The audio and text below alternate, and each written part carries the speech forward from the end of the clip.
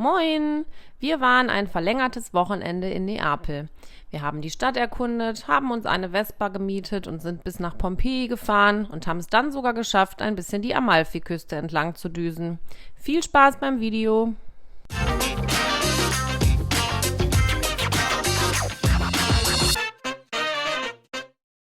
In Neapel gelandet, fiel unsere Wahl auf das Taxi, um in die Innenstadt zu kommen.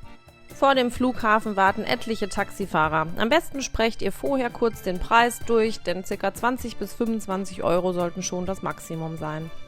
Wie eigentlich immer bei unseren Städtetrips haben wir uns für eine sehr zentrale, kleine, aber feine und kostengünstige Unterkunft entschieden.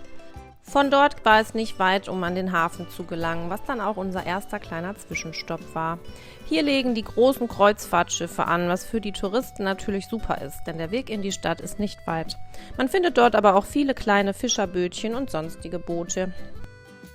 Vom Hafen aus laufen wir über die Promenade noch ein wenig weiter am Wasser entlang. Und bei so einem Spaziergang, da darf natürlich ein kühles Bierchen nicht fehlen. Auf der Promenade selber herrscht reges Treiben. Viele Spaziergänger, Musiker, Straßenstände und immer hat man wirklich einen tollen Blick aufs Meer. Man kann hier also wirklich gut ganz entspannt einfach ein bisschen entlang spazieren.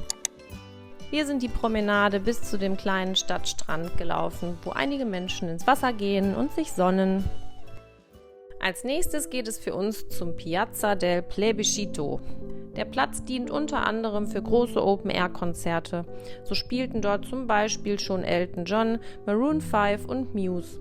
Sogar Bruce Springsteen gab sich dort schon die Ehre. An der Westseite befindet sich die Kirche San Francesco di Paola. Die Kirche wurde 1836 von Papst Gregor XVI. Geweiht. Das Hauptmerkmal ist sicherlich die große Kuppel. Diese wird von 34 Säulen im Inneren der Kirche getragen. Auf der Ostseite des Platzes befindet sich das Palazzo Reale, das königliche Schloss. Dieses Schloss wurde im Zweiten Weltkrieg komplett beschädigt, doch nach umfangreichen Wiederaufbau- und Restaurierungsarbeiten steht es nun wieder in seiner vollen Pracht. Es dient heute als Museum und Ausstellungsgebäude. Der Schlossgarten hat uns wirklich auch sehr gut gefallen. Auch hier lohnt sich ein Blick hineinzuwerfen.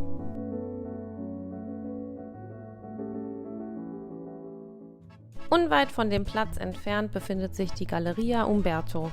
Hierbei handelt es sich um eine Einkaufspassage in der Altstadt von Neapel. Diese schöne Einkaufspassage ist mit einer großen Glaskuppel überdacht und wurde zwischen 1887 und 1890 erbaut. Im Inneren befinden sich kleine Cafés, Bistros und kleine Boutiquen zum Einkaufen.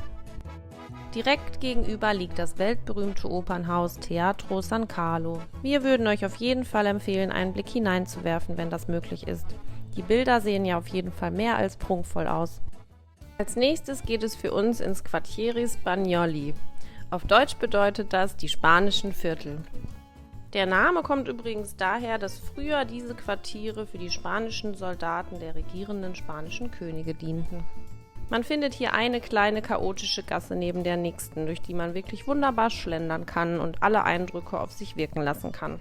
Und spätestens hier wird klar, Neapel liebt seinen Fußball und vor allem liebt Neapel seinen Diego Maradona.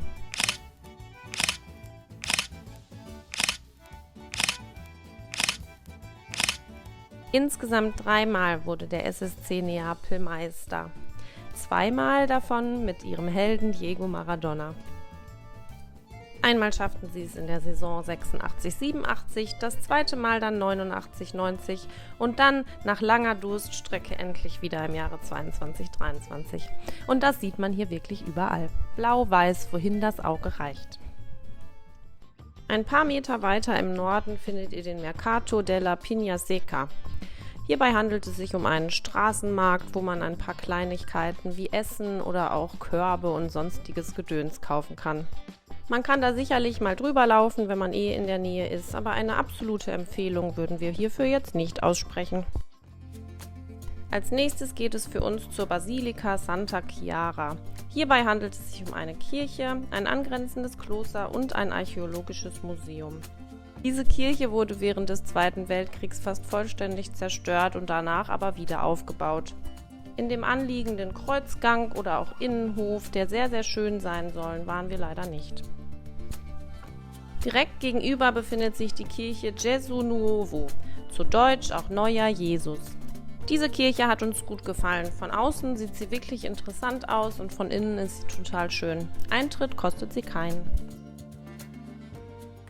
Jetzt schauen wir uns den Palazzo Venezia an. Ein bisschen versteckt in einem Hinterhof gelangt man in das wirklich schöne Haus mit angrenzendem Garten. Wir würden euch auf jeden Fall empfehlen, mal einen Blick hineinzuwerfen, denn gerade der Garten ist wirklich traumhaft schön. Hier kann man, wenn man möchte, auch ein Kaltgetränk oder einen Kaffee trinken. Es weihnachtet sehr. Auf der Via San Gregorio Armeno, der sogenannten Krippenstraße, tut es das tatsächlich das ganze Jahr. Hier werden Krippenfiguren und eben auch Krippen zum Verkauf angeboten. Jede Krippenfigur besticht mit anderen süßen kleinen Details. Wir würden euch auf jeden Fall empfehlen, hier mal mit Ruhe durchzulaufen und sich das Ganze anzuschauen. Besonders gut gefallen haben uns auch diese elektrisch betriebenen Figürchen hier. Immer mit einem Hauch von italienischem Flair.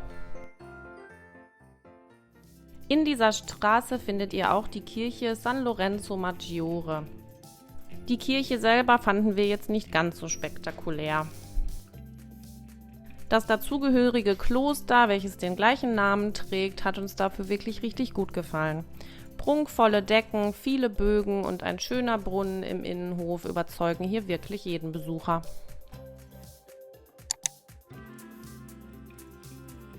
Wirklich richtig spannend wird es dann aber 10 Meter unterhalb der Erde. Hier liegen Ausgrabungen eines römischen Marktes. Man kann dort quasi eine alte Fußgängerzone besichtigen. Der Markt wurde im 5. Jahrhundert nach Christus bei einer Überschwemmung unter Schlamm begraben und blieb danach viele, viele Jahre vor den menschlichen Augen verborgen. Jetzt ist es aber den Touristen eröffnet und wir würden euch das auf jeden Fall empfehlen. Als letzte Kirche schauen wir uns die Kathedrale von Neapel, auch Duomo di Santa Maria Assunta genannt. Hierbei handelt es sich um die Hauptkirche von Neapel. Es ist wirklich eine schöne Kirche mit vielen Säulen und aufwendigen Verzierungen. Man kann sich auf jeden Fall gut hier die Augen satt sehen. Innerhalb der Kirche findet man auch die sogenannte Basilica di Santa Restuta. Dort liegen die Überreste eines Herrn namens Battistero di San Giovanni in Fonte. Natürlich hat so eine geschichtsträchtige Stadt wie Neapel auch die ein oder andere Burg zu bieten. Hier gibt es zum einen das Castel Nuovo. Diese Burg wurde seit dem Baubeginn 1279 mehrfach umgebaut und renoviert. Sie diente unter den verschiedenen Königen meist in einer Doppelfunktion, sowohl als Festung und auch als Residenz. Es gibt außerdem das Castel dell'Ovo. Hierbei handelt es sich um die älteste erhaltene Befestigung von Neapel. Witzigerweise befindet sie sich auf einer kleinen Insel, die durch einen begehbaren Steg mit dem Festland verbunden ist. Die dritte Festung ist das Castel Sant'Elmo und diese wollen wir uns jetzt doch mal genauer anschauen. Diese Festung liegt über der Stadt auf dem Hügel Vomero. Um dorthin zu kommen, muss man die ein oder andere Stufe laufen. Das ist wirklich ganz schön anstrengend, aber man trainiert auch die ein oder andere Pizza wieder ab. Die Festung wurde zwischen 1329 und 1343 erbaut. Unter verschiedenen Königen wurde sie ab dann unterschiedlich genutzt. Von 1860 bis 1952 war sie sogar ein Gefängnis. Und 1982 wurde sie dann letztlich öffentlich zugänglich gemacht. Von dort oben hat man wirklich eine traumhafte Aussicht auf die ganze Stadt Neapel. Und man hat auch einen guten Ausblick auf den weltbekannten Vulkan, den Vesuv.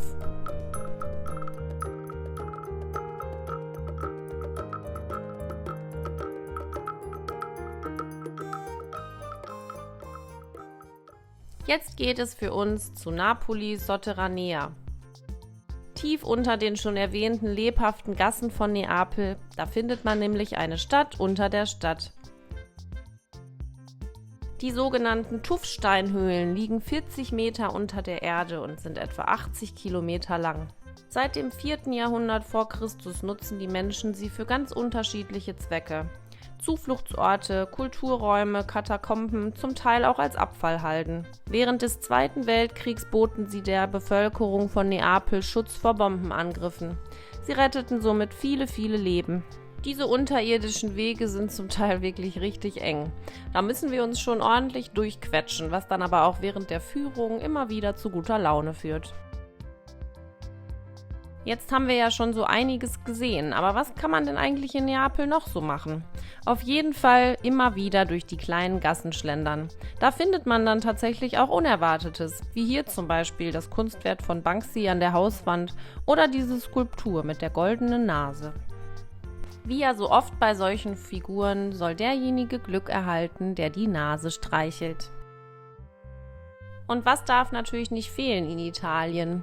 Essen natürlich. Zum Tagesstart können wir euch auf jeden Fall diese crunchy Hörnchen empfehlen mit verschiedensten Füllungen.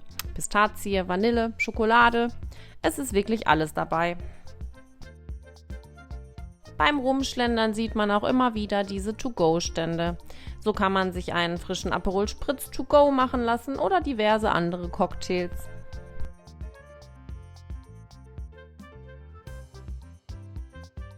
Zu guter Letzt wollen wir euch ganz gerne noch 3 Gastro-Empfehlungen mit auf den Weg geben. Wir starten mit der Weinbar Spuzzule. Hier bekommt man leckere Weine, regionale Biere und auf jeden Fall viele leckere Snacks. Die Einrichtung der Bar ist wirklich richtig cool und auch der Inhaber ist super freundlich und hat sich richtig gefreut, uns jedes Mal zu sehen. Eine echte neapolitanische Pizza darf in Neapel natürlich nicht fehlen. Wir gehen dazu zunächst zur Pizzeria Brandi. Diese Pizzeria gibt es schon seit 1780. Der Pizzabäcker Esposito hat dort 1889 zu Ehren der italienischen Königin mit dem Namen Margherita die weltbekannte Pizza Margherita zubereitet. In der Pizzeria findet man noch den Dankesbrief der Königin von damals. Das soll dann angeblich das Beweisstück sein, dass dort die Pizza Margherita erfunden wurde. Zuletzt geht es für uns in die weltberühmte Pizzeria da Michele. Richtig berühmt geworden ist sie wohl durch den Film Eat, Pray, Love, wo Julia Roberts genussvoll ihre Pizza verspeiste.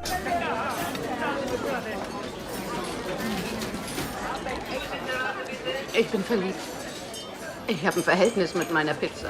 Aber auch andere Berühmtheiten, wie zum Beispiel Maradona oder Clinton, haben hier schon gegessen.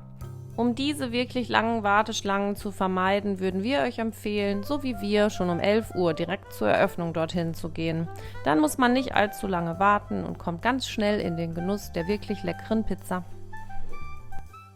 Da wir uns auch außerhalb von Neapel ein bisschen umschauen wollen, haben wir uns entschieden, typisch für Italien eben eine Vespa zu mieten. Bei Rent Vespa Sprint sind wir fündig geworden. Für 60 € am Tag haben wir diesen schönen roten Flitzer bekommen. Unser erstes Ziel war Pompeji. Wir sind schon super neugierig auf diese antike Stadt. In circa einer halben Stunde ist man mit der Vespa dann auch schon da und zahlt 19 € pro Person Eintritt. Pompeji ist für Touristen schon wirklich sehr beliebt und natürlich kann man auch Führungen buchen. Wir haben uns entschieden, das Ganze auf eigene Faust zu erkunden. Im Jahre 79 nach Christus wurde diese Stadt komplett verschüttet. Der Vesuv ist ausgebrochen und seine Asche hat die ganze Stadt weitestgehend konserviert. Für die Archäologen, die im 18. Jahrhundert begannen, die Stadt wieder auszubuddeln, war das natürlich super. Und bis heute ist Pompeji gerade für Forscher super interessant, um die antike Welt zu erkunden. Immer wieder fallen einem auch diese Wandmalereien auf. Um die 10.000 Stück wurden in Pompeji angeblich schon aufgedeckt. Wir finden das super spannend, denn irgendwie kommt man sich vor, als würde man wirklich viele 100 Jahre in die Vergangenheit versetzt werden. Natürlich mussten die Menschen damals auch essen. Richtig witzig fanden wir diese Art Snackbuden hier. Essen to go gab es also auch schon damals. Aufbewahrt wurden in diesen Behältern wohl vor allem auch Nüsse. Die Bewohner Pompejis wollten sich gerne besonders proteinreich ernähren. An öffentlichen Gebäuden haben uns vor allem die Theater gut gefallen. Es gibt ein großes Theater, wo vermutlich vor allem Schauspielerei stattfand, und das große Amphitheater für die damals so beliebten Gladiatorenkämpfe. Insgesamt macht es einfach total viel Spaß, durch Pompeji durchzuschlendern und sich alles genau anzuschauen. Man sollte sich auf jeden Fall einige Stunden Zeit nehmen, denn das Ganze ist doch relativ groß und weitläufig. Jetzt geht's für uns aber wieder ab auf den Roller. Wir wollen noch ein bisschen die Amalfiküste entlang fahren. Es ist wirklich total schön und macht richtig Spaß, dort entlang zu fahren. Man hat die ganze Zeit diese wunderbare Aussicht aufs Meer mit den kleinen Schiffen, die dort vor Anker liegen.